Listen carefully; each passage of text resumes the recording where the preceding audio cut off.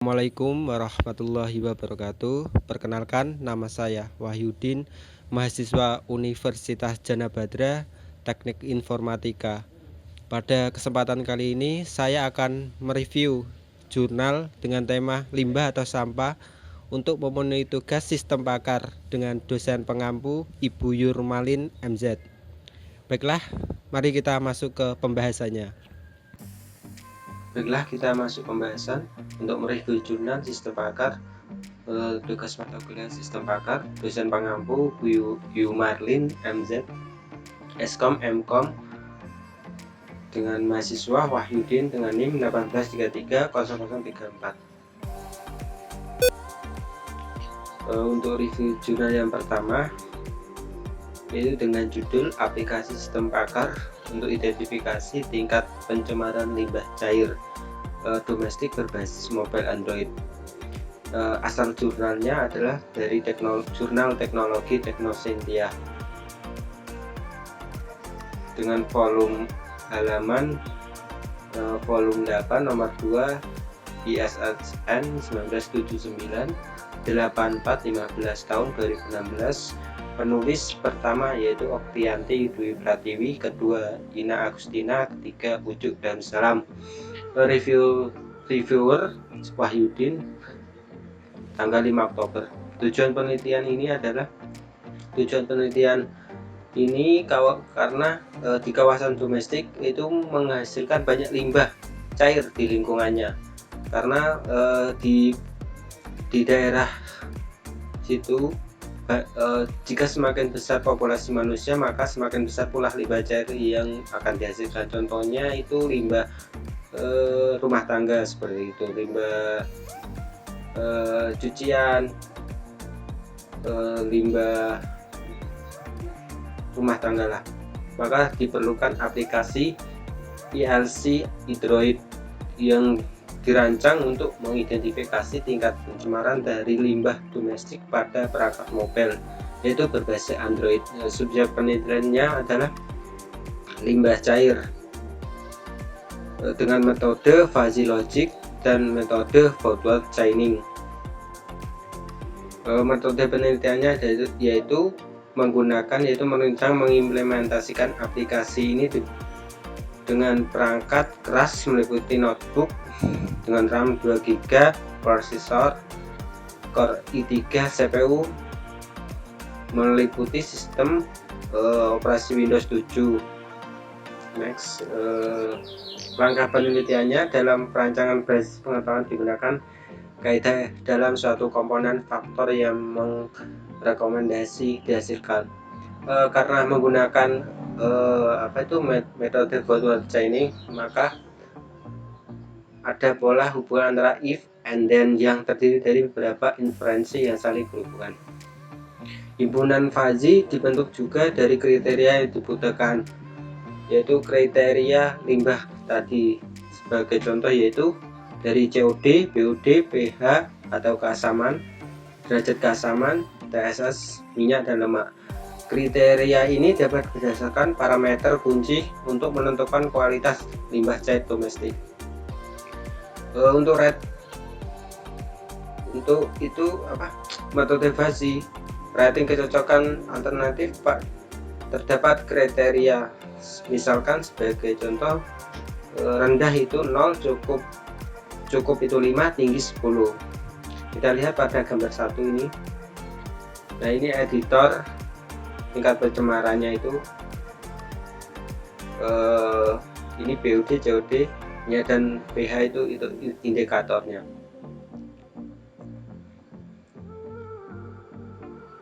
Selanjutnya ini untuk rule-nya, jika BOD sedikit dan COD sedikit dan minyak lemak sedikit dan pH asam dasar sedikit, maka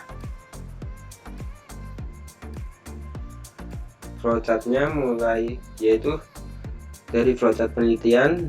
Pertama kita melakukan penelitian, mengidentifikasi masalah, merumuskan masalah, membatasi penelitian, studi literaturnya, terus merancang, kemudian perancang sistem, kemudian mengimplementasikan dan mengujikan.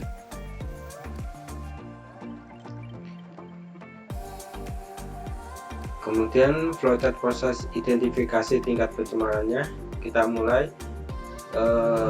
kita pilih kategori setiap parameter. Kalau iya akan dilanjutkan kategori yang dipilih sudah yakin, kalau tidak kembali ke pilih kategori parameter. Kalau iya langsung ke pengecekan kaidah aturan pertama, kemudian hasil teridentifikasi. Kalau iya akan tertera hasil tingkat pencemaran limbah dan selesai. Ini tampilan utama dari sistem ILC Droid-nya. Kita akan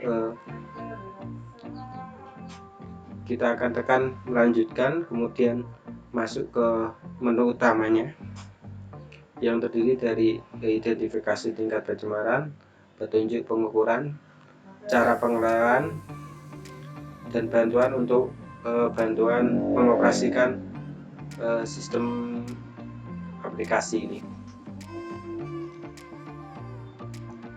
Ini identifikasi submenu identifikasi tingkat pencemaran dari limbah cat domestik, yaitu ada BOD, kadar COD, minyak dan lemak, pH, dan suspensi solid. Berdasarkan penulis paparkan, dapat ditarik kesimpulan pertama, aplikasi ILC Droid mampu memberikan hasil identifikasi tingkat pencemaran oleh limbah cat domestik cukup akurat berdasarkan perbandingan dengan hasil MATLAB Toolbook atau editornya tadi ya. Aplikasi sistem pakar ini mampu menyajikan informasi mengenai cara pengolahan berdasarkan tempat pengolahan di kawasan domestik. Hasil akhir identifikasi ditentukan oleh kadar parameter yang dipilih oleh pengguna. Kemudian pilihan tersebut dilakukan pengecekan pada aturan yang telah dibentuk berdasarkan kaidah fusifikasi tadi. Untuk jurnal kedua dengan judul sistem pakar diagnosa terjadinya waste atau limbah plastik berbasis web dengan metode backward chaining, dari jurnal Sysvotech Global volume 10 nomor 1, print ISSN-nya 208 sampai 762, elektronik ISSN-nya 2721 sampai 3161, tahun rilisnya 2020, dengan penulis pertama Nunung Nurmaisah, kedua Rahmatullah, ketiga Candi. Saya mereview pada tanggal 5 Oktober 2021. Tujuan penelitiannya agar perusahaan tidak mengkonsumsi sumber daya lebih banyak dari yang sudah ditentukan biaya yang dikeluarkan ataupun waktu tambahan, namun tidak menambah nilai apapun bagi perusahaan karena limbah produksi atau waste ini. Subjek penelitiannya yaitu pada PT Prima Makmur Rotokemindo. Pengumpulan datanya melalui jurnal, kajian pustaka, observasi, yaitu peneliti mengamati langsung di lapangan objek penelitian, kemudian keempat wawancara langsung pada masing-masing departemen dari PT Prima tadi. Metode penelitiannya yaitu backward chaining. Apa sih backward chaining? Itu merupakan metode inferensi yang bekerja mundur karena kondisi awal. Proses ini diawali dari goal atau hasil, yaitu bagian dari yang then dari rule if then, kemudian pencarian mulai dijalankan menuju pencocokan apakah fakta ini bercocok atau tidak. Langkah penelitiannya, pada dasarnya sistem usulan ini adalah sistem yang diperoleh hasil analisis pada proses mesin lama yang kurang memenuhi produksi belum adanya sistem yang memadai. Untuk mendiagnosis faktor gejala waste sehingga dibutuhkan sistem untuk mengurangi dan mempercepat pekerjaan operator produksi dan mempermudah pekerjaan maintenance atau perbaikan.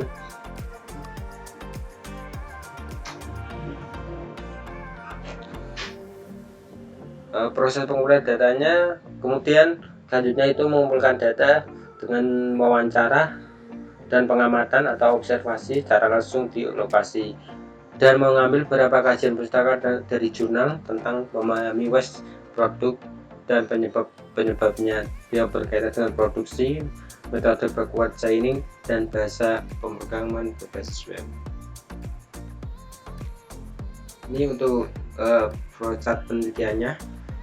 Pertama, sistem pakar akan menu gejala, kemudian sistem menampilkan form gejala, input gejala, pilih simpanan, edit gejala. Kemudian validasi, apakah iya, kalau iya dilanjutkan, validasi data berhasil, data disimpan. Kalau tidak, menampilkan form gejala lagi dan menginput gejala lagi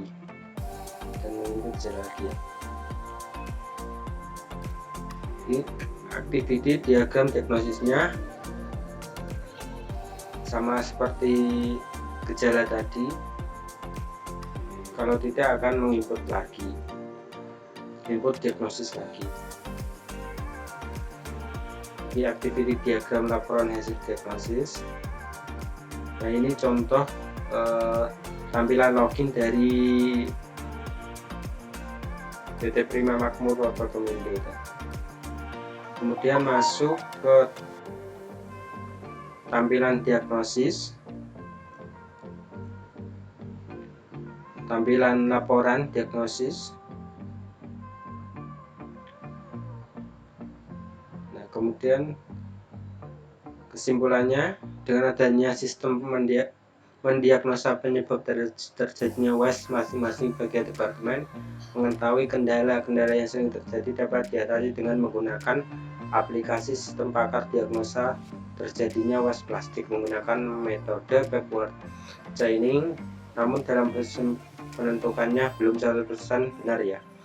Melalui penelitian ini dapat diperoleh gejala-gejala dari setiap waste atau limbah. Prosesnya dilakukan dengan menggunakan metode backward chaining sehingga diperoleh data waste dari masing-masing bagian departemen.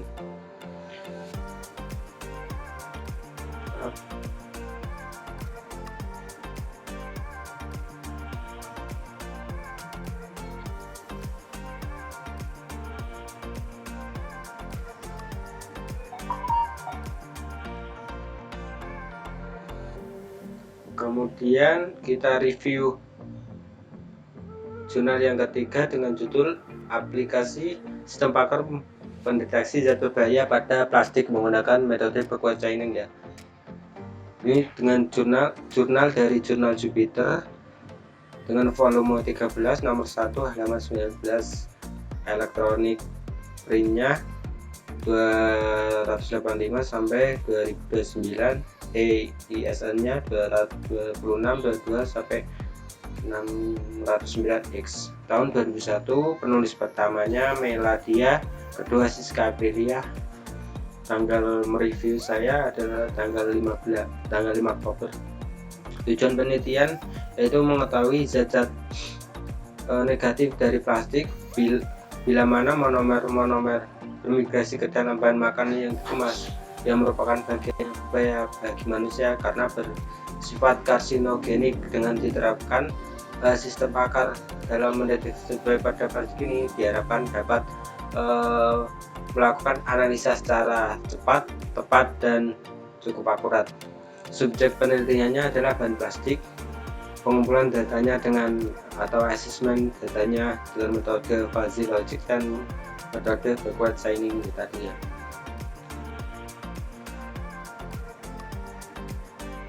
Perangkat keras yang diperlukan yaitu dengan minimal RAM 2 GB, prosesor Core i3, terus operasi Windows 7.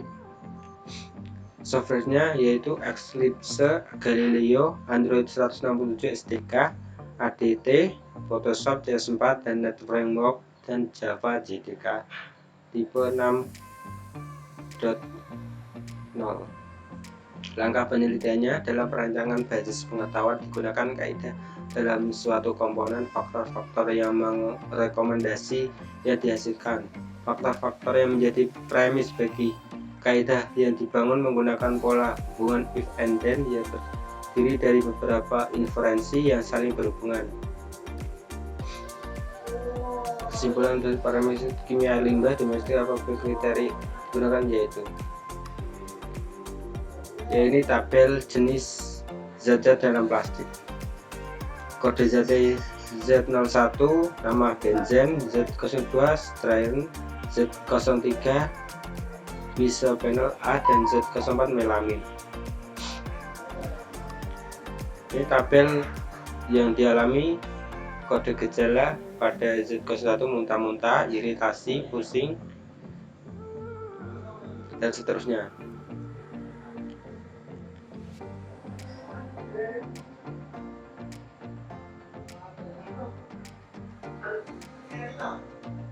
Ini tampilan utama dari sistem pakar, masih dengan dashboard, home, admin, login, bantuan, dan profil. Tampilan login usernya untuk masuk ke menu. Ini sistem pakar ini sistem pakar untuk kandungan plastik tadi ya. Ini gejala G01 Z01 tadi bahan kode zat bahan pada plastik yaitu benzena tadi dan seterusnya.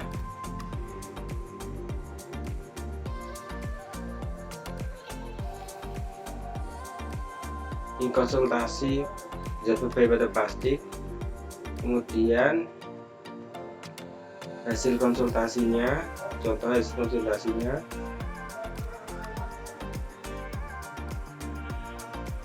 Dengan nama Lia, jenis kelamin perempuan, umur 23, akibatnya diketahui peningkatan detak jantung, zatnya pusing, iritasi, muntah-muntah.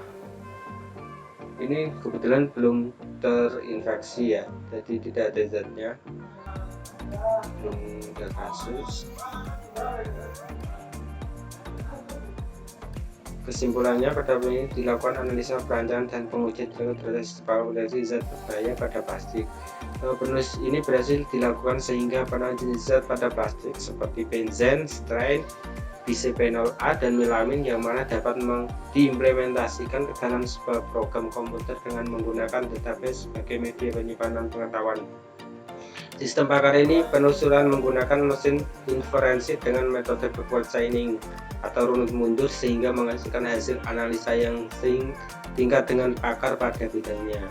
Penulisan yang dituliskan ini di dalam sistem pakar ini menggunakan kaidah produksi. Sistem pakar ini dapat menghasilkan hasil deteksi dari zat yang dikonsultasikan oleh user dalam bentuk kuantitatif. Terima kasih. Sekian presentasi dari saya. Bila ada kesalahan, saya mohon maaf sebesar-besarnya. Assalamualaikum warahmatullahi wabarakatuh.